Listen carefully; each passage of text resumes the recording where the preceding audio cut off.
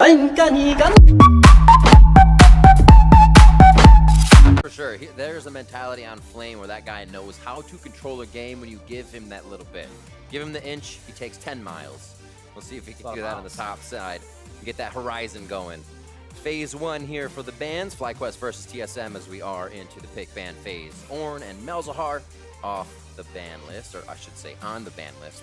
And we're going to see what TSM has in store for FlyQuest. Who's done their homework and what's most important?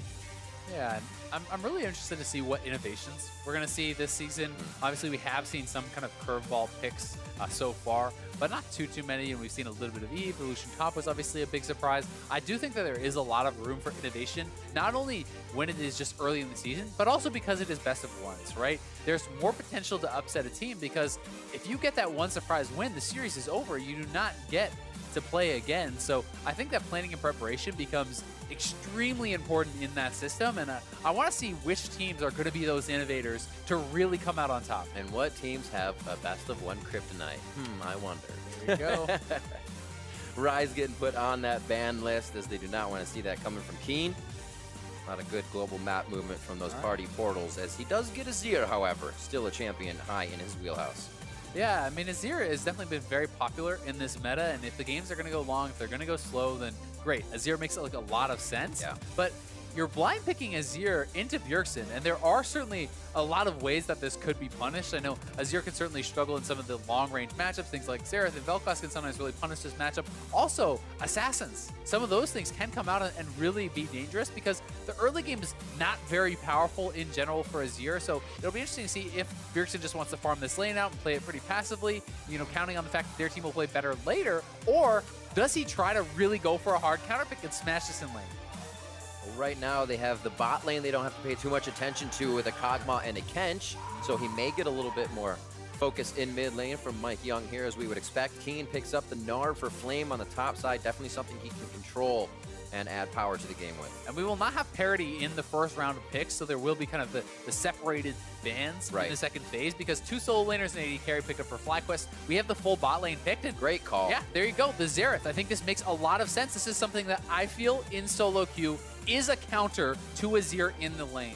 It's someone who can completely outrange Azir and really make you struggle to actually exploit that advantage, because if you are playing against a Rise or something like this, you can sometimes get the range advantage with your soldiers, but Xerath can just deny you from even approaching the wave at times, and can be such a rough match to play into, especially if TSM is willing to take an early powerful jungler, because then if you're getting poked down, you have to worry about getting dove. And Keen, he says he feels comfortable on this, being pulled up from the Academy team to play here. And he says, well, I'm still going to get kind of priority pick because I want to feel comfortable, even if they can blind pick against me. So we'll see if that works for FlyQuest starting off. Ban phase 2, Camille and Alistar knocked out there, so Stunt can't really get onto Sven in that bot lane. Yeah, makes a lot of sense. The Alistar Kalista combo, we talked about it last game, very, very powerful. And also, you need to protect this low mobility mid laner. Yes, you have the Tahm Kench to kind of protect your Kog'Maw and your Xerath somewhat, but you cannot eat them both up and protect them. So you want to deny as much really intensive playmaking and engage as you can, because if these two can stay safe in the backline for TSM, fights will look great for them. And taking away the potential of a Shen support, an Alistar support, who can be thrown into that fight, who can get on top of the Kog'Maw and the Xerath, makes a lot of sense. FlyQuest taking that time to say no Jace going over. Take away a bit more of that poke. Now they see Xerath as well. And this is something that we had talked about. Hey, set up Flame for success. And in this game, they are doing more of that. They banned out 3 top laners from Hauntzer. They got, you know, relatively early pick here in the Gnar for their top laner in Flame. So Hauntzer now is going to have a disadvantageous 1v1 matchup. And talking about aggressive junglers, this is someone who really can pick on that mid lane with the Kha'Zix. If Xerath is able to knock that Azir low on HP, Kha'Zix is certainly someone who can come in and execute that kill. This is everything about taking them down. You still have the Jarvan, you still have Sejuani, you still have a lot of tank you can put there, but they say we're going for kill pressure. You know, another thing I really do like about the Kha'Zix pick is when you're looking at someone like a Gnar, you're thinking, okay, he's probably going to want to be in a side lane, he's probably going to want to split push. Well, Kha'Zix shuts down side lane pressure almost better than really any of the junglers in competitive play right now, because you have the Evolved Art, you can stealth into a side lane. If you always have to be worrying, is this Kha'Zix there? Is he going to jump in on me and execute you? Let's see. Onda says, let's go for the Zac. Wow. He'll be delivering some parties of people to hopefully a good situation. We've seen some bad plays and some good plays coming from those ults. And you talk about a strong engage and 5v5 setup. The Zac jumping in with the Bastion from the Taric, landing a Dazzle into a Zac ultimate, the Taric ultimate coming down, followed by a Zir, followed by a Gnar. There's a lot of power in that teamfight Wombo combo.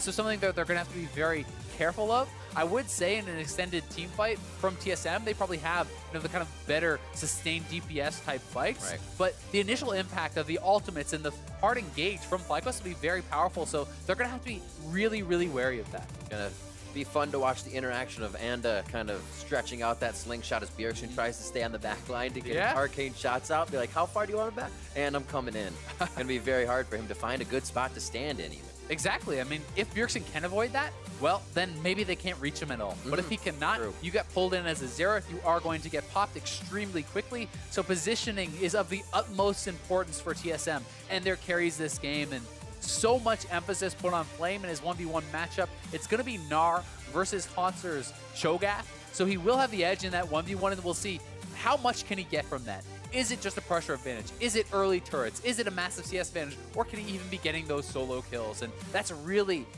where they're trying to focus a lot of their game plan. All right, coaches shake hands, leave the players to their own divide as they head back. Day 2, game 2 here, week 1, the 2018 season. TSM and FlyQuest both looking to put a win under their belt before they end the first week. And we'll see if they can do it right here as we get on to the Rift. It's going to be a good one. Both these teams have drafted themselves some very strong win conditions. Yeah. Pretty different types of team comps, but very excited to see how these guys are going to perform.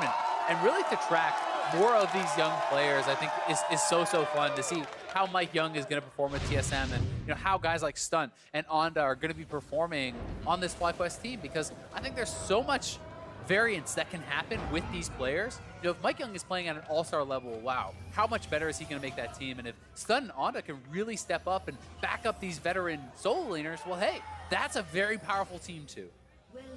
It's also easy to say, but it is easy to say. Will it happen? We get to find out as well. Teams being able to try so much more here in the franchising world. Minion dematerializer for both of the mid laners here, so neither side really going to have that roaming advantage, neither going to have the pushing advantage simply because your opponent can kind of match that. The one time it really might come into play is if you base, thinking your cannon wave will actually delay the opponent's push, well, they can dematerialize that cannon. They're going to have a better back timing. They're going to have more of their own minions dying to your turret because it will push up faster. So that's something they're going to have to be kind of extra careful about when they base, and that's an interesting thing when you think about that in a Xerath lane, because Xerath is someone who can already kind of force these disadvantageous backs. If you're getting poked out and you're like, okay, thankfully the cannon wave is here, I can back now, it's a good timing, then he actually just instantly kills that, can really throw you off and perhaps put you at a big disadvantage. TSM once again focused on those refillables, resources, and stopwatches in the early part of the game. A lot of stopwatches. They definitely have a bit of a crazy engage if they want bot lane against no stopwatches. That's a stun. Big leash. That's a very big leash. That feels good. Yeah, it feels really good. I mean, both teams actually giving pretty heavy leashes.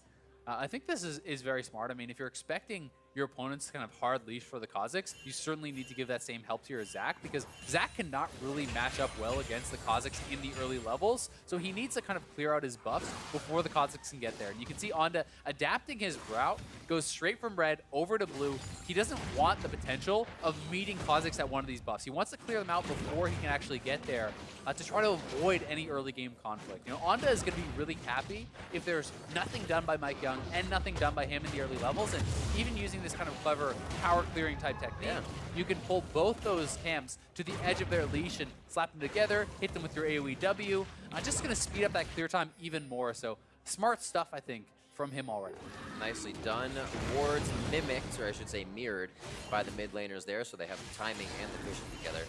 As Mike Young is on his red buff, and we'll see Anta start to filter down back towards his Raptors for for the time being. Flame trying to get a few auto attacks in here and there. Might see some pressure from Mike Young after the little scuttle run.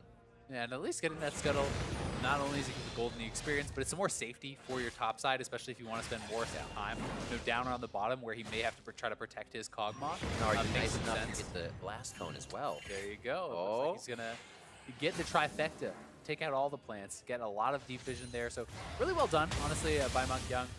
Pretty intelligent pathing, and it's interesting to point out the differences in runes from last game. You know, we did see a Gnar, but Impact was actually playing Fleetwood, and instead we are seeing an Airy now. So this is more about the pure damage, less about the sustain.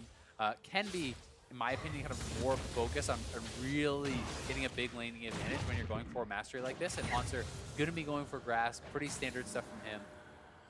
But it can be difficult to actually get a lot of those grass procs off in a melee versus range matchup. See the pings coming down, or the possibility of where Mike Young might currently be in his map. You also see Wild Turtle actually electing to go for lethal tempo, and it looks like a domination secondary as opposed to inspiration, which almost everyone else is doing. And when you compare that to what Doublelift did last game, he actually went press the attack, and I believe inspiration secondary instead of going this route. So this is a pretty interesting choice here. And lethal tempo can be extraordinarily strong, but the timing is what makes a lot of players kind of hesitant to take it sometimes. Is it gives you this big attack speed boost, which is super powerful, but it is delayed for about a second and a half before it actually procs. You have to hit them, wait a second and a half, then you get really strong. Right. So when you're in these kind of mid-game skirmishes and you're able to do that, to proc it and then really go off in a fight, hey, that's super strong. And when you think about how Turtle likes to play as a player, it kind of makes a lot of sense because he likes to really get in the mix of things. Absolutely. Likes to be that frontline Kalista, and this could bode well for that in the mid-game. It's definitely when he puts himself under that pressure where he can shine. And I'd say more than not, there are the plays that you always remember when it goes wrong, but a lot of those, good ones. A lot of those memories that have a quadra kill tagged onto the back end of it. Coming up on 4 minutes here, things are pretty quiet across the board as gold is pretty even throughout the lanes as well. Just a bit of a lead here from Keen onto Bjergsen in the mid lane, but that's being gobbled up by the top lane and a few other CS wins for FlyQuest. And so far so good for Keen. Obviously, he's up a little bit of farm. It's Summoner Spellbook on both sides, as well as the Sorcery secondary. Prioritizing things like Mana Flow Ban makes a lot of sense. So they are going to have stopwatch from the primary. That's pretty strong, and then you kind of still get the regen in that secondary tree. This is an interesting choice. So you see a lot of Xerath going for things like the Comet, because your W can hit confirm that Comet with the slow, or even something like an Airy for more heavy poke.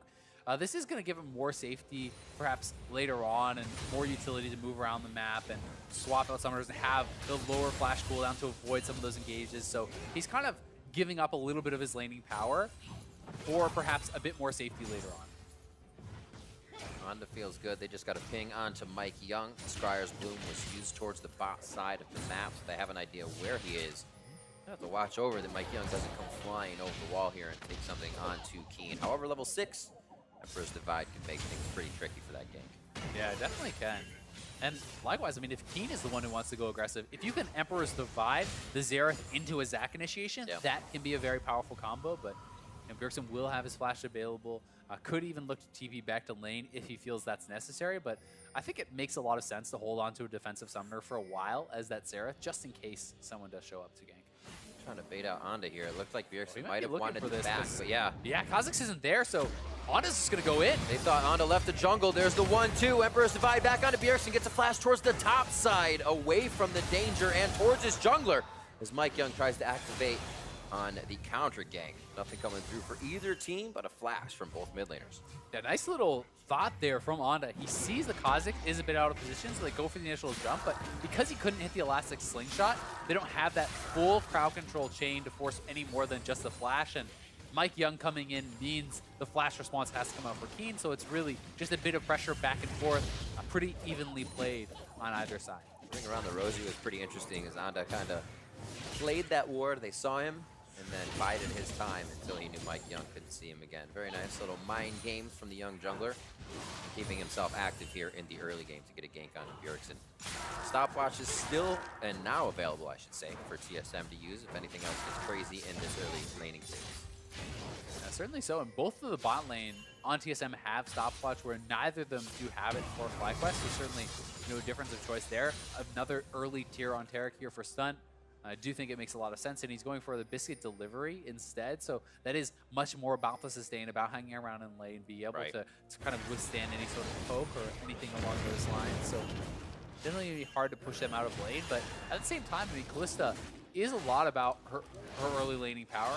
Yes, she is paired with the Taric, who's not that strong in the early game, but you've kind of ended up in a situation where Kog'Maw's essentially going to be able to farm uninterrupted, which, you know, TSM is going to feel pretty happy about. Absolutely, especially after yesterday, Mithy expressing that he was not happy with his play. They obviously want to have a sound laning phase this time.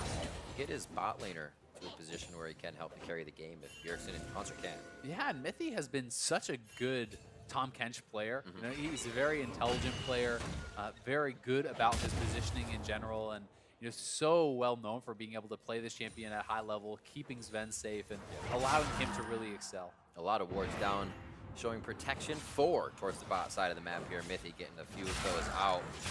Definitely could get a little pressure onto this Wind Drake, Cloud Drake if possible. Words. And it looks like they're just going to hang out and back for now, making sure that it's not Onda coming across the river. Yeah, and now that they are, you know, level 6 with the Kalista, when they do hit level 6 with the Taric, if you could bring the Zac down, if you could pull off some sort of a lane gank, that is a very powerful combo that you can go, because you hit your Bastion onto the Zac, that links you up for the Dazzle stun, and that feels good. That initiation is very, very strong. And you can see Mike Young here has evolved his R first. This is kind of what I was talking about, the fear that you always have as a split pusher against Kha'Zix, because even if it's warded out, Kha'Zix could just be coming, you know, invisibly through a brush and getting the jump on you before you're able to do it. Quick dazzle onto Mithy. Looks like they'll lose a bit of pressure in the lane, but CS in their favor, and the lane is resetting. So it's just stun and Wild Turtle trying to flex a little bit here and get control. I do think TSM has done a good job with kind of placing some deep vision in places where Zac would like to jump from. You see a ward in the Wraith Brush where Zac would like to jump from. There is a ward that Onda just cleared out that was, you know, kind of over this river area around here that was a little bit below that in the side brush. So these are places where traditionally it would be very hard to actually get an idea where the Zac is coming from, but they've warded them out, and they're playing pretty intelligently around Bjergsen, trying to isolate him and keep him safe.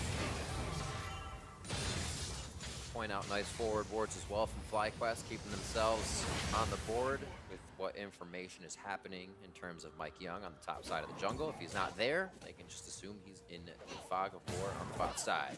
Certainly so, and you can see Frostgreen's claim completed for Bjergsen, so this is a pretty interesting build. It's very popular actually on a lot of champions right now, especially in solo queue, but also in competitive play. You can just get so much gold generation from the item. It's very efficient early on, and you know, being able to complete that item so early in the game means that it's not even pushed back by your CS. When you have just the earlier pieces of that item, every time you CS, it actually delays the gold proc from coming up again. Once you have it fully completed, it's not interrupted whatsoever. So you're farming gold from the minions, you're farming gold from every time you hit the other champions.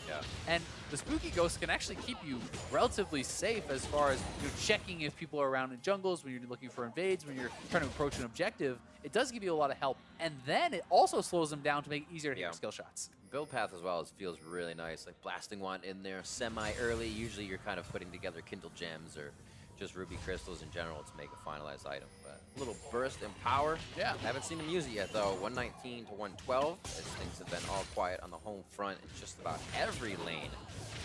Looks like Mike Young didn't get too much Kha'Zix aggression off to start.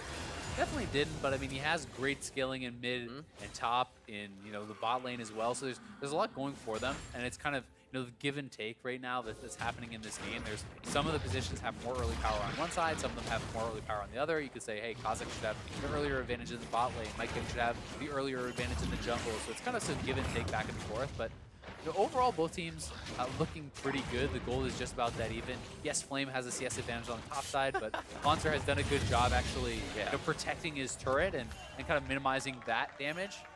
And we'll see if once Flame is cashing out on this call, when he's getting an earlier Black Cleaver, if he can really start to and extend an edge there. Because if Onda can link up with someone and get a kill, now that he has a Rift Herald, it's likely a kill plus the turret.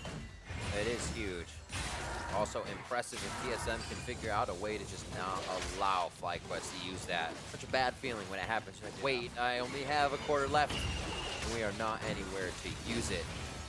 feel like that won't happen at this caliber of play, but that's how big the stop is if TSM is able to do it. But you do see it from time to time, even in pro play, people having to drop very bad Rift Heralds, in their jungle sometimes, in their base sometimes, and Onda trying to fight for this red buff. But this is Mike Young kind of asserting some of that early game dominance, knows he's stronger, and loses the smite, unfortunately for him, even with the Kazakh's advantage of the Q plus your smite for that execute. So nicely done by Onda to get there.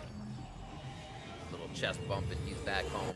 Up towards possibly Keen in the mid lane. I'm sure Mike Young's not happy with that, but will probably want his ult before he goes in next. Blue for Bjergsen, and we'll see what happens. One area you really got to point out TSM doing exceptionally well is vision. I mean, if you can just pan from bot to top, there's a massive line of wards across the entire map. Like, this is very, very impressive for them. All the way towards the bottom FlyQuest turret, all the way up towards their top red buff. They just have a massive amount of vision. Very good spread. It's not just concentrated in one area. So they should have all the knowledge of what is going on. And this kind of speaks to the fact that they're trying to not get surprised. They're making sure that Onda can't find an approach path that they have not warded out or expected to. Doing a great job of it. FlyQuest Ghosts making sure they get what they need. And like you said, Bjergsen's able to see what's going on. Even if vision they don't have theirs, Spooky Ghost tells them what's going on in the fog of war. Really great utility that TSM is bringing to the game only 14 minutes in with that vision in both ways. And Svenamithi getting a 2v2 first tower is very, very good for them. Kog'Maw, kind of gets forward to this very powerful item point, had the Rage Blade already that gives them some confidence to kind of push forward and go for that. And actually went for some Swifty boots here, which can allow you to really chase people down, especially with the Fleet Footwork speed up. You have that in addition to the Swiftness boots, and you can really start to chase people down and turn these little trades into just a complete rundown where you can take someone out. See what the positioning is. FlyQuest trying to get their vision back in. Mike Young finds one. Nice dodge on the Dazzle. The flash happened with the slow still on stunt, so he didn't gain as much ground turret as here, he though. wanted. Fate's Call is in. Who are they saving? He says thanks to Turtle, but it looks like Stunt's going to use Cosmic Radiance. He uses it out of range of Turtle. There was no chance to get it back on him, even with Bastion. A few final shots from the Arcane Barrage from Bjergsen. And he keeps himself in the fight, but does not get the kill on Stunt. Yeah, Stunt just a little bit too far up there, and the vision line from TSM spots him. Mike Young fully commits to it. They know that the turret is down, so there's nowhere to retreat really for FlyQuest, despite the fact they have the Fate's Call. Despite the fact they have the flashes, they still get taken down, but this does at least buy some time on the top side for Flame to get some turret damage down here. But TSM swapping their bot lane top, trying to put an end to any sort of fun that Flame's having up here. I feel like if you watch last game, Flame will be our impact of last game. Yeah. Very, very quietly on the top side, but doing oh so much for the team and calling attention to TSM. Mike Young grabs Dragon, and just as I say, didn't do too much in the early game, he starts pulling that trigger. Yeah, he certainly does. Stunt getting caught out here. The team is not really in position. Bjergsen's already roaming down. They look at all these deep wards. Hauntzer has like 4 wards he can choose from to actually TP to. He chooses the best one. There's no way for Turtle to get out of this one, so Bjergsen picking up the first blood. It's just really nice preparation and nice play from TSM, and I think the most impressive part about this game so far, for me, has certainly been the vision control. They have just had wards everywhere, really limiting the options that FlyQuest and especially Onda has. Rift Herald comes up pretty useful, which is good for FlyQuest after taking a hit there. TSM's going to feel very confident about where to move next. Like you said, especially with all of that vision, they don't really have a care in the world, and they'll take the fight as it comes. Wild Turtle and Stunt can push up, but not too much pressure for them. Or I should say, defense support, so they'll go ahead and back. The wards still are, it's like a light bright on the map for TSM right now. The security system of wards is ridiculous. Got to give a little bit of credit to Keen, though, because this is a matchup that a lot of Azir players feel is extremely favored towards Azereth, and this is something that I hear a lot of players talking about as that sort of a counter matchup, and Bjergsen did have counter pick, and yet Fly Keen is still up in CS. He's still doing well. Yes, the kill went over to Bjergsen. He had a nice roam, but he's certainly holding his own, and especially when you realize this is a sub for the team, he's playing admirably. And then first pick coming in, that confidence was on his shoulders. He decided that would be okay coming into the matchup. Says blind pick the Zero. Let's go, Bjergsen. Get whatever he wants. And like you said, doing well, feeling confident. Nasher's Tooth is finished as he cleans up this wave, but getting pushed in now, this could give Bjergsen a bit of time to get a roam on, get some long-range play. Infernal Drake is next, so expect TSM to continue this vision on the bot side of the map. Yeah, they're moving a lot of members bot side because Flame was behind Sven on this Kog'Maw. Wanted to try to catch him out. Doesn't look like they actually are fast enough to be able to get the players down there to do it because although Flame was undetected, the rest of the members moving down were seen by the ward in the Raptor Pit, by the ward in the brush above red. So TSM vision certainly paying dividends again. Trying to bait something out here. They know they feel much more powerful at this point in the game. Say one pick, one catch. Bjergsen, you start this. Right now, it's just kind of going back and forth, making sure they know where all of Fly is, or FlyQuest, I should say. Haunter as well, pushing that top side to keep himself strong, and that turret down. Yeah, I mean, Haunter up a tiny bit of farm right now, so Flame really has not been able to get any sort of advantages in the 1v1 just yet, despite the fact that they picked earlier for him. They banned a lot of Haunter's champions out. Haunter is going to be on this tank and find effectiveness in team fights. And it's going to be very hard, I feel like, from this point for Flame to really get any sort of advantages because he didn't get enough ahead early, right? And when a Cho'Gath is already at this point, level 13, has some items, it's so hard to actually push him out of lane because of his passive. He's going to have access to the mini waves. He's going to have that sustain. And eat him. Yeah, it's just really tough to actually knock him down. Currently at 4 minions and 2 monsters eaten, so he has 6 stacks. Look to get another one off Flame there, but he quickly throws down the ultimate as he gnars out. Bjergsen will help to push up to make sure there's nobody else coming in for this counter attack. And it looks like they'll be safe on the top side of the map. Really, we're still respecting what FlyQuest is kind of doing. Yeah. TSM did grab a bit for themselves there, but okay with saying, what do they do next? We feel like FlyQuest might push a little too hard.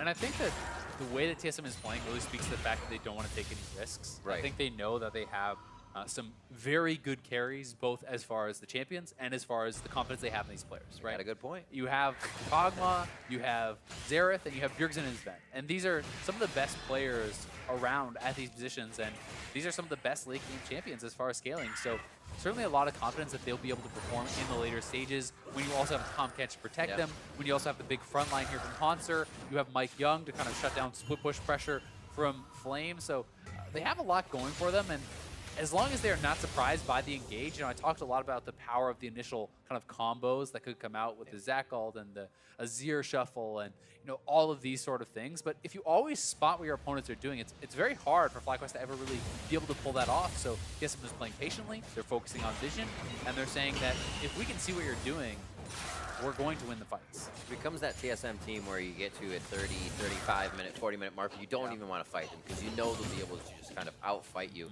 And it's something TSM, maybe barring one season, have always been able to be that top team. Well, they always make playoffs still, but still always getting to the top of the list. New players are not. Very strong in that sense. Certainly so, but it's an interesting point of discussion because it's been something that has been, kind of up for debate. And yes, it's dependent on meta. Yes, it's dependent on playstyle. But TSM has been pretty vocal over the seasons about wanting to be able to play all playstyles, wanting to be able to show that they can do everything, right? And when you look at their performance at Worlds, it was such a massive focus on playing slowly, on making it to late game where they felt that they could take over, that it was to the detriment of their early game. For sure. And while maybe you can play this really slow, really measured, low-risk game against a team that's not challenging you as hard, can you do it against the best? How slow can you be? Anda wants to start this off right now. Abducts mid, he brings them back with a stopwatch. Now they have to consider which target is next. Mike Young on the front, Fate's Call goes in.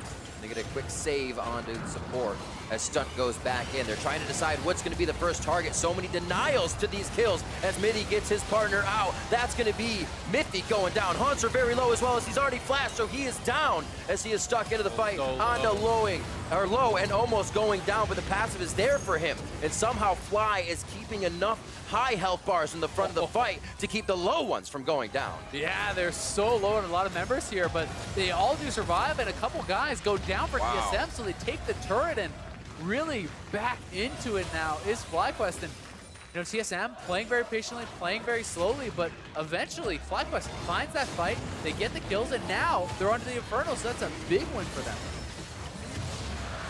What a call. Can't wait to see that as well, the positioning of FlyQuest, because Anda said, guys, we have this right now. And it looks like Stunt was there to be on him. Like you said, that Bastion goes on quick and the Dazzle follows. Yeah, and despite the fact that stopwatches are available, Mithy delays this out pretty well. There's a lot of damage coming out from the backline. If you look at Keen, he's able to get pretty involved. And this is where it kind of goes wrong for TSM, as their team gets very sectioned off. It becomes difficult for them all to be involved. FlyQuest is up here as a 5-man squad. Sven is having trouble getting involved. Bjergsen is participating from over in the blue pit.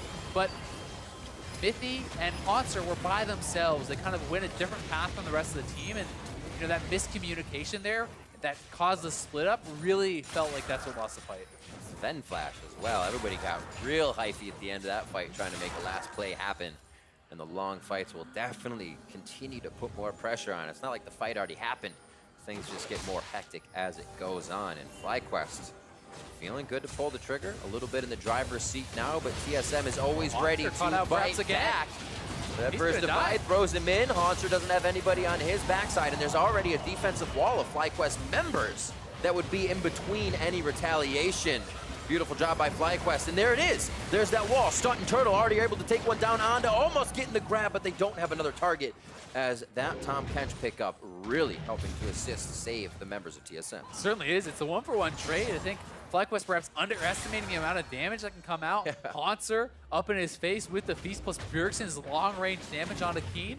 Makes it a 1-for-1 trade, despite the fact that it was kind of Haunter getting caught out. So nicely turned around. It is an even 1-for-1 there, and control around the Baron becoming the name of the game, as FlyQuest has that Kalista, has the Azir, two of the best champions, I feel, at really knocking down the Baron quickly. And when you pair that with a turquoise AoE healing, you can stay at full health pretty much the entire time you're doing that. So there's a low cost to attempting the Baron. Even if the other team can come in, you're still ready to turn for the fight. So what do we see as kind of FlyQuest's next move? They feel good about taking that. Maybe don't have enough vision forward yet, but what's the look? What lane? Top or bottom? And I think it's about, you know, controlling vision, right? It's less about which lane you're going to and more just about being prepared for that area of attack. I think the focus has to be around topside for now, but it's more about the Baron, right? If you can eliminate vision around the Baron, TSM is forced to check in, then you can really pull off those combos with the Zac, with the Azir, catching people out, picking people off, and kind of controlling these corridors. Back and forth. See Flame able to deliver a good bit of damage here. Mithy would be such a pickup. He is the guy that's denying the kills, but he cannot deny himself going down anymore with his stopwatch out. And that's the vision, right? They're controlling vision in the area. Mithy trying to get up there, trying to get wards down on the Baron, but no one is with him to help him on this vision. And now they're pushing up topside. You can see Turtle is up there, shoving up the wave. They can retreat back to Baron, threaten to try to take that or at least pressure it, because, again, such a low cost to starting it up when you have a squad this strong, and they're going to do just that. Unfortunately, no pick in the pit, which is definitely an oversight. Now they see that the ward is there, and Mike Young might have to go for a steal here. This is going down so fast, it might just be dead. Got a double 1600 on the clock. That's actually going over to Flame to take the Baron for FlyQuest. But Bjergsen very close to throw in the Arcane Barrage. Ven now about to step up to the fight. Mike Young in the eyes of Flame, but Ven has to turn to the left. Is Stunt now the one to be going down. Mike Young has fallen, but TSM is looking for the kills, and FlyQuest are trying to keep the members with Baron alive.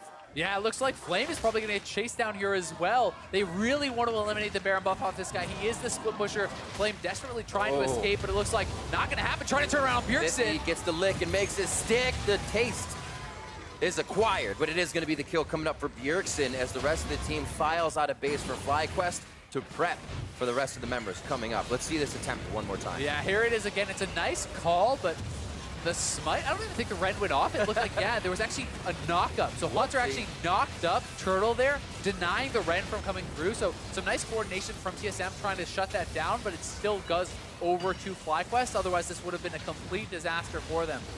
In the end, it's 1 kill to 3, but the Baron goes FlyQuest's way, and they keep 2 Baron buffs alive, which gives them the potential to collect more gold. So it's relatively even, you have to say, overall, and it's just going to depend on, can FlyQuest get more with the Baron buff? As well as the members you have it on aren't exactly the one you get like Keen on the side lane, but you need him to fight. Anda jumping around, so. I mean, had Flame gotten out, I would certainly say it was worth for them, because then you have someone to buff it up in one of those side lanes. Plus, you have your kind of mid lane squad with also that Baron buff. Since they did chase him down, that was a pretty big win for TSM. Useless. Why get it? I'm just kidding. 28 minutes coming up on the clock now. Pretty even gold all around, and both teams 5 and 5, just a handful of kills to their name. 2-0-3, however, for Bjergsen, we have seen him kind of focus his safety in these fights. The last one where TSM lost, he had to be so far away. Playing pretty far up his here. Safety. And we see Mithy again, the beginning focus. Teleport coming in as Mithy's down to 25% HP. Great health available. Hanser a little bit too much in the frying pan. Knocked up, locked down, gets hit out for one shot there. And it looks like they'll be able to keep pushing through slowly. Turtle flashing forward. Mike almost is actually separated though. He could get picked off. And it looks like they're gonna not come out to the backside now. Turtle safe there, 44 seconds onto Mike Young. And now they may be able to do a little bit more full team topside or anywhere with this Baron. Yeah, and that is a great move from FlyQuest. Not only do they get the kill, they get both summoners off of Hanser, so no teleport available, no flash available for that Cho'Gath is going to make him much more susceptible. And FlyQuest doing a good job of fighting where they can, of finding these engages, and that's really what it's all about for them, because they need to get the jump. They need to find those sorts of wins against the TSM comp like this. Hanser Sven taken down. Cloud Drake trying to get some wind conditions, if you will, on the side of TSM here. They have two. We got to work them. Let's see a next wind in their sails. Wind in their sails. See if they can use it. Infernal Drake coming up now would be pretty good for either team to be grabbing. But what play so far from FlyQuest to keep on their toes and not feel set back each time TSM has turned this game around. Both teams are throwing some pretty good swings here and connecting. Certainly are, and I mean, the point out of the Infernal I think is very important, because there's already one to FlyQuest side, right? Yeah. If they can get that second Infernal, it's a big, big advantage. So TSM is going to want to try to fight for that to even out that advantage, and it's going to be hotly contested, which again comes to vision, comes to preparation. Who can get the advantages in these areas? Because FlyQuest has 5 men around the bot side. You do not want to get caught out now if you are on TSM. It's like a lunchroom fight. This yelling is going to cause the teams to go in now. Both teams back-to-back chants. One louder than the other every time, and it looks like FlyQuest going to make a move here. They get the first cheer, the chant, and the rest of the team is moving into mid as they finally start to get a bit of a split they can work with. A lot of FlyQuest fans in the house. Absolutely. You expect TSM to usually win those fan chants. Say it's beginning. More and more jerseys this season you're seeing in the crowd. And TSM fans still fighting back with their chants, and the team as well, as they try to stave off these second-tier turrets from going down. FlyQuest going to give them some breathing room here as they go back and get their items. Sung this set up for some safety. Yeah, trying to get that vision set up, trying to establish some pinks, deep warding in TSM's blue side jungle. Speaks to preparation for that Infernal Dragon. They get down the scuttle. They're really trying to make sure that they have the edge, and I think that the next step to me would be Flame getting up to the top side, drawing Hanser up there, because he has teleport, Hanser does not. If you can actually force Cho'Gath to respond on the top side of the map to your teleport user, well then it's very easy to teleport down and create a 5v4 situation, which might mean TSM just has to give up that Infernal Dragon. Right. Power in numbers for Turtle and Stunt.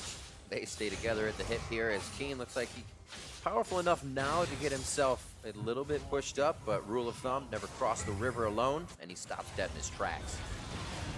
Gold evened up once again, actually at about 53, it was even 55, 57, so you can see how back and forth it is with just about 1,000 gold swings being kept in range. Yeah, everyone's going to have to play very carefully. I mean, these mid laners are at such a high-powered point in the game. 4 items completed for Bjergsen. He's gotten a lot of gold from his Frost Queens, and 956 gold earned just from that Frost Queens, and he has a Death Cap, he has a Void Staff, and Umbrellas on top of that. So if he has the accuracy with his skill shots, you can knock down some of these carries extremely quick. But if you cannot thread those skill shots through and hit Wild Turtle, hit Keen, then it's not going to be too effective against the other members of the team. Turtle as well running barrier for himself, heal on Stunt, so he has maybe a little bit more protection kind of that damage coming in if you get the barrier and heal. So you're not affecting that heal on its way in. Here's the second tier turret. Good defense by FlyQuest in the jungle, however. If they just need to retreat or get to the rest of their team, they're good to go. Now they start to spread TSM a little thin as they chip away each time at that bottom and middle turret, but they got to keep rinsing and repeating, and that's what gives TSM the idea of having that same thing, being predictable. Exactly, it certainly does. I mean, FlyQuest is moving around the map very well, though. Their map movement, their macro game has been quite impressive. Both teams fighting so heavily for vision, and it's actually FlyQuest now with so much vision around the Baron, with 15 seconds on that spawning, so looking first to that before the Infernal will be the game plan. And again, you have Kalista, they have the potential to really go for that very quickly. If you have 3 Azir soldiers plus the Kalista, it dies so ridiculously fast, and with Lethal Tempo, you're stacking the spears into the Baron even faster. You know, if you can get that procced off of someone, so certainly the ability to really get that going, and they're gonna go straight to it. It is spotted out by a nice ward from TSM, but are they too slow? I don't know. It's only down to 5,200 here. A lot of damage coming in. Burst Divide to stop them in. It would be the jump. There's the smite from Onda. They want the fight. Onda's in with the dazzle. Wall with the Bastion onto Onda. Will he be able to abduct the entire team? Oh no, he just brings one back. Mithy has to get out. Bjergsen again with the range, delivering in. Thousands of damage, but it's across the team. Sven in the back line getting taken down by Onda and Flame, and they're able to do the damage to Mike Young, to do the damage to everybody they need, and Bjergsen is forced to head home. And look at these waves. They already have the waves going. That top wave is huge. They're going to push up mid. They're going to push up top and potentially knock down some inhibitors here. Bjergsen critically is alive and will have some strong wave clear, but I'm not sure if it's going to be enough for them to keep these inhibitors alive, because the super minions could be spawning pretty quickly here with the Baron buff already active. Knock these down, and game starts looking pretty grim. The range that Bjergsen now has to play against with the lead FlyQuest has. He's looking for Keen to get on him, Onda to get on him. He should be spamming Qs and Ws the entire fight, but he can only get that ult out with only a few of those damages. 2 inhibs going in, and FlyQuest turns on the afterburners. And they have time to still get over to the Infernal. So they have the Baron recall. They reset, they buy. They're rushing this down, and they see Hanser coming in keen.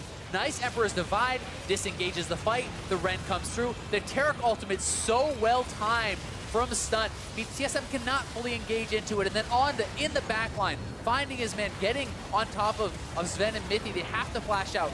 Flame flying in there, following up, and you can see them continually piling onto Sven, so he cannot get the space to deal the damage that he needs to do, and this is just so well done. The shot calling, the execution from FlyQuest is just at such a high level.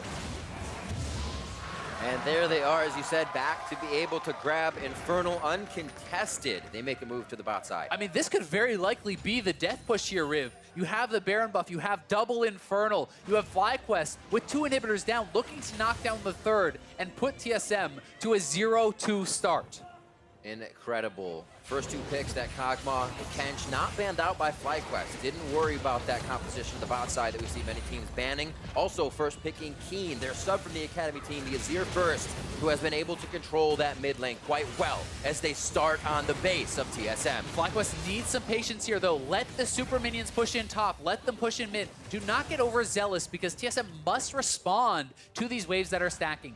Back off, let Flame push in the waves, and when they move to the side lanes to respond, then you make your move. Then you go forward and really start attacking this turret, because already one man peels off for the mid. Look at the top wave stacking. If they wait for that as well, that's going to be multiple TSM members moving away. Double lockets, Mikhail's there as well for Wild Turtle's safety. Get out of a scary situation, and this may be just enough. Locket of the Iron Solari goes down from both members. So now they're out of that. That is not what you want to see. I mean, they're getting too antsy. They're moving forward. Yep. Now the super minions are in the base. They literally just had to wait one more wave, and that's a free inhibitor and likely the game ending, but instead they get too antsy. They move forward, and Bjergsen nails all of his ultimate hits there, taking down Turtle through everything. We know TSM to be that 30, 35, 40-minute team. They get the fight they want. Flame's going for the base. He's looking for the back door. Flame is in, or getting into the base, I should say. Front doors, the minions take down Nexus turret number 1. Stun is running for his life. The game. Suede shoes on as he tries to dip, dodge back and forth. But the minions are not heavy enough along with his damage. And too many members are backed already from TSM, quickly seeing him enter the base. However, that was a huge play for FlyQuest to get that pressure on one Nexus turret. Yeah, they couldn't stop the backs. If Stun could have gotten in there or Onda was still around, someone could have stopped the back from Sven. that could have actually been the game there, but certainly a mishandled push there from FlyQuest. I think that should have been the game in a situation like this with the advantages that they have. I feel that the only way for the other team to actually get back in it is you making a mistake, and they really did give that to their opponents. You have 2 waves of super minions, you have the Baron buff, you have a double Infernal advantage, you have a gold lead. There's no real excuse for being so impatient on that push, right? Every bit of work that you've done at that point is about getting the super minions into the base, and if you do not allow them to draw the pressure first, then you don't really have the advantage. But it's so easy to just want to go as them. Yep. It's so easy. Here it is. I mean, Turtle steps forward, gets hit by a Q that does most of his HP, and look at this. Bjergsen hits 5 for 5 with the Xerath ultimate. The rank 3 Xerath ultimate hits all 5 shots plus his Q, pinpoint accuracy, and Turtle, not able to dodge any, moving up too far forward. Certainly going to want that pushback. See Anda on your screen, clearing out, having a great game for himself on the Zac. 0-0 and 10. He's looking incredible. Create a lot of productivity in the early game. Certainly so, and despite the fact that they did mess up, they still have 2 inhibs now. There's 1 Nexus turret remaining. They can still make this push happen. Flame is corralling the minions, but they need patience again. And it feels like they're a little bit antsy here. They're trying to push up. The minions aren't in place yet, and you really feel like FlyQuest is getting a bit nervous. It's like, we're really going to do it. We're really going to do it. You need to stay patient. You need to stick to the game plan and your win conditions to really close these sorts of games out, because with the scaling that's on the side of TSM, you don't get too many mistakes. And now they're actually pushed out on both. More breathing room for TSM, and an unfortunately mismatched waves for FlyQuest do not allow them any further into the base. It's hard to believe the game still continues as such. You have 1 Nexus turret down, the entire left side of the base is crushed, but you still can't get in. It's still too strong for TSM with that 1 turret up the way they've been playing. And I mean, with the inhibs up, right? That's a lot of the advantage now gone for FlyQuest. The big advantage for them is still, if you win a fight, the game ends, because there's only 1 Nexus turret, the inhibitors are open. That is the edge that they still have, and the double Infernals is still on their side. But if TSM can keep winning fights, if they can keep defending, this game can certainly still be theirs. We see that they have this in their back pocket. When everything looks terrible, you can just wait it out and usually come out with that fight. We scaling. I still need 2 more items. Actually looking at who does need items. Bjergsen's full up. Boots and all with that Spellthief. Sven as well. Both the carries are 6 items, right? This is monstrously scary set of carries here. I mean, now for TSM, it's going to be so hard for someone like Turtle to get in on the Kalista when you have 2 long-range carries pumping out insane amounts of damage. Like you saw, the Q did about 80% of his health. Oh, this is not looking good for Anda. Obviously has to use the ultimate to get out. Get himself to safety as TSM starts feeling pretty good about a few of these engages, or at least pushing themselves forward to jockey for position.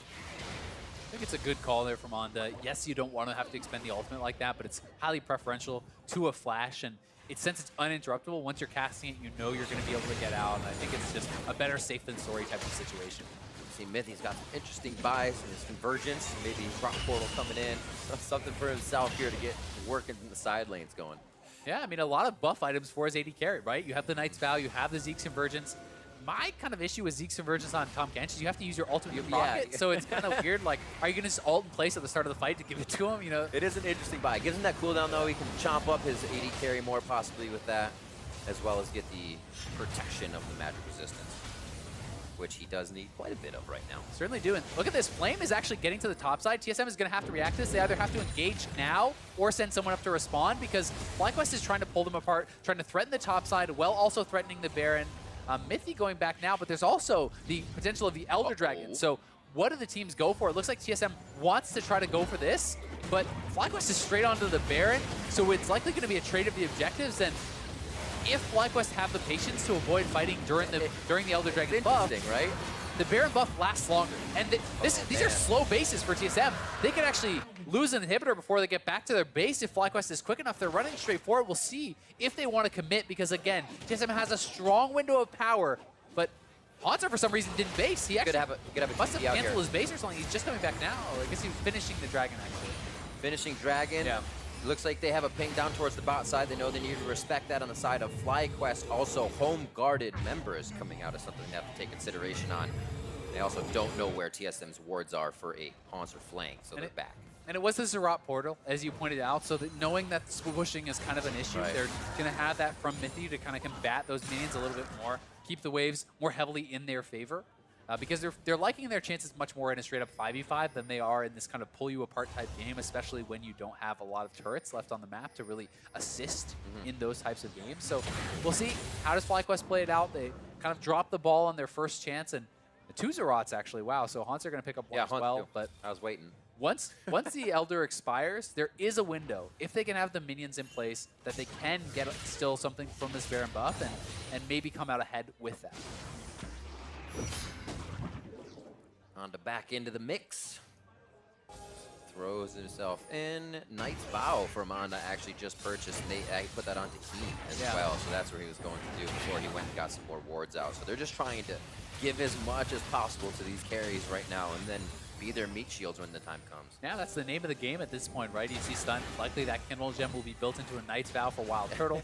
Yep. These are fully stacked up carries for the most part. Turtle still needs his one last item, but these guys are very, very strong, and it comes down so much to execution in these fights, and that's really what it's all about. At the highest level, you need to have the game plan, you need to have the picks, but you also need the execution when it counts. The execution is huge. If you just think of 4 actives once that Knight's Vow is finished, 4 stun, plus his abilities to fire off, and that means you have to dip past 4 and go to 5 because it's your trinket. Like, that is some finger work. If your ultimate is poorly timed, you probably just lose the game, right? So everything has to be done perfectly. You certainly have to execute at a very high level, and a guy like Stut, who is very, very good in solo queue, you expect him to have very high level mechanics and be able to do that very well, to navigate that very well.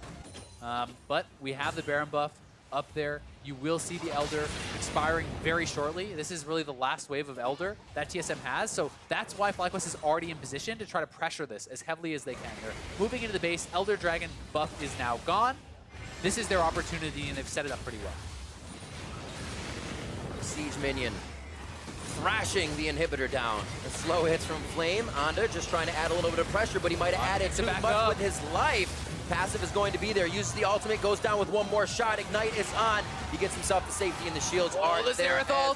Got him. Hits from Bjergsen come in. Passive is out, but can he reform before the... He's looking to turn this around. Monster damage. Turtle with good shots from the top side of the fight. He has great protection from the rest of the team. Mike Young is looking, however, for a way into the back line. And Mike Young is trying to harass them, trying to stop them from basing because they had a big mini wave on the top side, but with those Baron bases, they are going to be able to get out of here and collect those minion waves. They did get an inhibitor down. That was the advantage from their Baron buff. FlyQuest playing that out intelligently. Right as the Elder Dragon buff goes down, they pounce. They get something from it. Yes, they lose a kill, but still they will be relatively happy with the exchange as long as they can defend. TSM, they're like, what is this area? This side of the map is so fresh and clean. We haven't been over here yet. But that's the thing, though. 45 minutes into the game, it can be the first time you get there. You win a fight, the game ends, right? We're getting to those very long death timers. TSM's an expert at these games. The one-and-done team fight games. Yep. Sometimes that's all that matters. I mean, it doesn't matter if you're winning the whole game. If you lose that final fight. Yeah. Some item swap-ups here for Sven. Freak would be proud seeing the Essence Reaver coming through on Kog'Maw. Hey. Plus, the Lucidity Boots means that's going to be 40% CDR for Sven. He's going to have... Had the Swifties. Exactly. He's going to have an incredible amount of uptime for his W. That puts it at a 10-second cooldown, and it lasts for 8 seconds. So the uptime gets extremely, extremely high with that. Everybody's ready to do the damages. It's who's going to be in a better position to do it. I don't even think we can... we have Mike Young with one spot. Mithy has a few ward spots, and it's full up on the side of FlyQuest right now. Yeah. So they're continuously pushing forward with what they have a few to place on Wild Turtle. Yeah, Turtle got his Bloodthirster now, so he's full build, as you say. And it's interesting to kind of see when supports choose to go to that 6th item. Some supports will never go to a 6th item because they say, hey, the pink wards are actually worth more than what I will get from that last item. A lot of the times you fight over a ward in late game. Exactly. It's about the vision control. And great, I have a Knight's Vow, but they got the jump on us, so we lost the fight, right? Yep. And it's kind of the give and take, which is worth more and when is it worth more. And usually people will not swap it out until it's a full completed item and not just a component. So we'll see when and if Mithy decides to do that. But fighting over this red buff feels pretty risky when Anda has no flash, and his passive still should be down, but Flame applying pressure on the bot side. This is the game plan. Super Minions will push in the mid, 4-man top. Flame on the bot side looking to knock down this low HP turret. FlyQuest needs to play this out well. See what the idea of TSM is. If Haunter stays, you can already tell he wants into the fight already. That's a 4v5 that they will have. No, they send Bjergsen to the bot. Home guard, quick clear. Very smart choice, as that would be the faster one. And Bjergsen has the range to participate from the middle of the base. They stall out Flame and Fly's quick push there. Now they have a chance to defend. Certainly do. But Flame pushing in here. Bjergsen is actually the one answering him, which makes it a little bit tougher. Yes, he can respond with the ultimate and things from long range, but when a high-powered carry is the one down there responding, it does open up more opportunities to perhaps go for an initiation on Kog'Maw, but Bjergsen clears out the wave quickly, is back to the top side, and he can kill those waves so fast because it's not a Baron buff that he's dealing with. You know, it's just these regular minions that he can essentially one or two hit a wave. You can expect, looking at the members on screen from both teams as well, Iron Elixirs, Sorcery Elixirs, Potions of Wrath as well are already being used, because you need to put your money into something at this point. Exactly. It's a late game. You either buy a bunch of pots or you swap around all your items. You try to optimize. Yeah. This is one of those kind of interesting points where it's something that you don't normally have to deal with. You have to think about, hey, okay, well, I have 6 items, but is this the best possible 6 items? How much do you need in survivability? How much do you need in damage? You know, if you're Turtle, you say, nope, I'm going to dodge everything. I need an IE. Or do you say, hey, I actually need to survive here? And Honda getting caught out. He's going to have to use the ult to jump away again. Deja vu. Same spot. Baron is up, though. And again, the dance starts. If you can get that Baron, you can maybe knock down that bottom turret. And this is something that FlyQuest has had to look at. You know, not 1 Baron ago, but 2 Barons ago, they were very close to ending the game. They're rushing this down again, but Flame is not quite there. Will it go down in time? Got that Zeke's Convergence on Sven. There's the best of Voyage coming in. Oh, Mike Young. Flame for the backside. Down about 20% HP. Flame says, walk this way. Yeah, I am trouble, and I will give that to you. Flashes out, calls a bit of the abilities over. A big fight here between the junglers in a 1v1 scuffle. Keen's going to get over. Void Ooze misses stunt. They're not able to catch up to the fight, and they lose. Mike Young. Baron's already down, but this is a big push here for FlyQuest. That could be the game-ending pick. 60+ seconds on the death timer here for Mike Young. Baron buff up. They will be pushing in. The waves are at top. They're in the mid lane. They're looking to at least get all the inhibs here, if not get a game-winning fight. And they are poised to knock down TSM. Pushing down to the mid lane. The top's only going to take a few shots. I should say the bottom is only going to take a few shots with that inhibitor turret being up.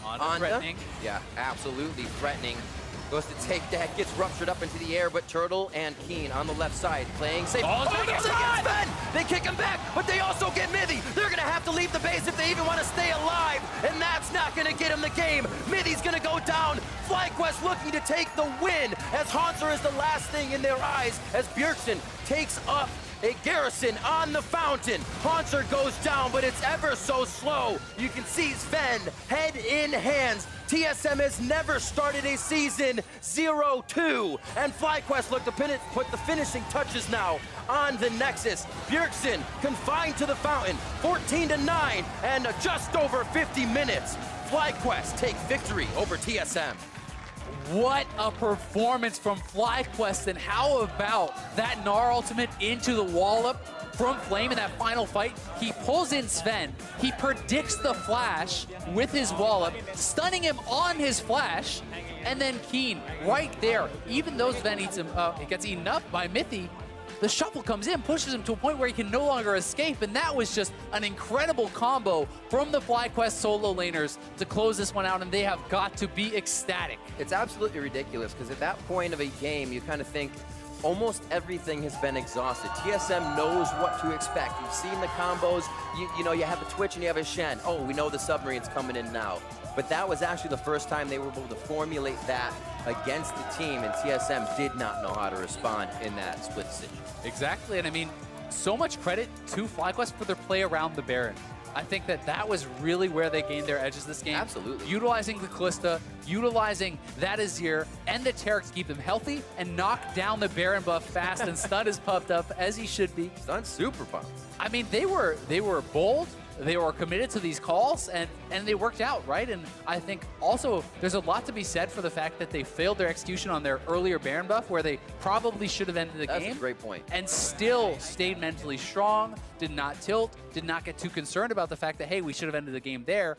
And it wasn't the next Baron buff that ended the game. It was the Baron buff after that. So staying patient, staying even with TSM in this super late game where TSM has all their items, has all their options, and still was found wanting against FlyQuest. And it's interesting to think, are these teams right now, I don't want to take anything away from the teams, but are they right now kind of preying on uncoordination, or are we seeing teams in the early part of the season kind of have those definitive knowledge of their advantage, use that advantage, and then be able to pull back when they need to, but still go forward? As we said, they messed up that first Baron, but still came back and were able to put it on the next. And I mean, I think it's a tough question, right? There is some things where teams are changing around, some teams have to come together, but so does FlyQuest, right? So do a lot of these players. Very true. I think what we're seeing is that there is a lot of parity right now in the NALCS. Some of these teams that you're saying, oh, Optic could be at the bottom of the league. Well, look how competitive they were today with Liquid. FlyQuest, well, they might be a bottom team. Yeah. They just beat TSM, right? These are two of the teams that most people are predicting to be at the top, and I think these teams have a lot to be proud of. Great few games to start off day 2. We have a lot more to come, but right now we're going to send it down to Avali May and the FlyQuest bot laner.